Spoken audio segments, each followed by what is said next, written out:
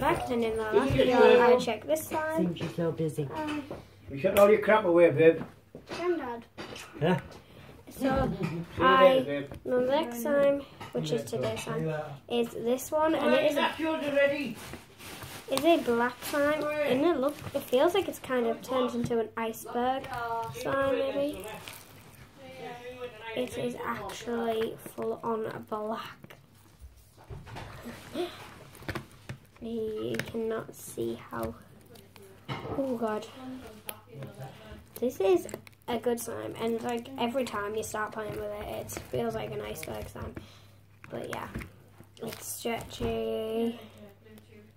Well, actually, it's not that stretchy, to be honest. I've just started realising that. And it is really like, it's quite heavy for some reason, and like, it's like a dark one, like it's on the dark side. So yeah, I'm crazy, guys. So I'll see you guys in the next video. Bye.